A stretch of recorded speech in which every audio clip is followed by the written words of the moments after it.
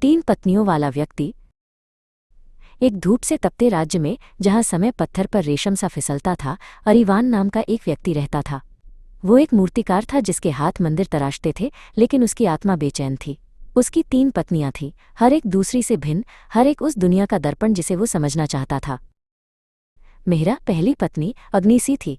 वो उससे हंसी और जंगली आंखों से मिली, उसे चांदनी रातों के नृत्यों में खींचती और नंगे पांव तूफानों का पीछा करती। उसका प्रेम प्रचंड और शारीरिक था, छेड़छाड़ और तनाव से भरा, अराजकता के माध्यम से समर्पण का आनंद। उसके साथ उसने समय खो दिया और खुद को बेदम और बेकाबू पाया। उसने उसकी आत्मा के जंगली, अनियंत्रित हिस्से को प्रज्वलित किया, उसे शुद्ध अनियंत्रित जुनून का आनंद सिखाया। सानवी दूसरी पत्नी जलसी थी। उसने उसे शब्दों, लंबी खामोशियों और अपनी नज़र के वजन से छुआ। उसकी खुशी शोर में नहीं, बल्कि सूक्ष्म हावभावों में थी, हाथों का छूना, फुसफुसाती कविताएं, मोमबत्ती की रोशनी वाले कमरों में आंखों का मिलना। उसने उसकी त्वचा को धर्मग्रंथ और उसकी आहों को बिना धर्मग्रंथ की प्रार्थना में बदल दिया। सानवी के साथ अरिवान ने शांत संबंध की गहरी सुंदरता सीखी, जहां हर स्पर्श और नज़र में अर्थ का एक ब्रह्मांड समाया था। लीला तीसरी पत्नी हवासी थी।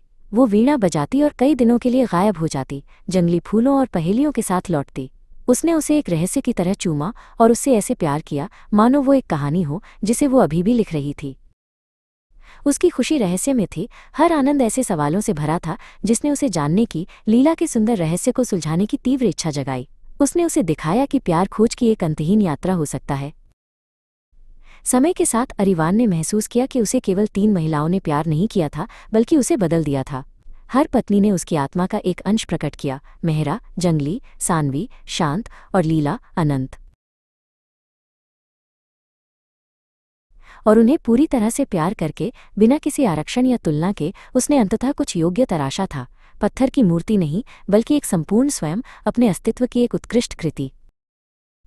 उसका जीवन, जो कभी समझने की एक बेचैन खोज था, उस गहरे सत्य का प्रमाण बन गया था कि सच्ची आत्मखोज अक्सर प्रेम की बहुआयामी प्रकृति को गले लगाने में निहित होती है, उसके सभी उग्र, शांत और रहस्यमय रूपों में।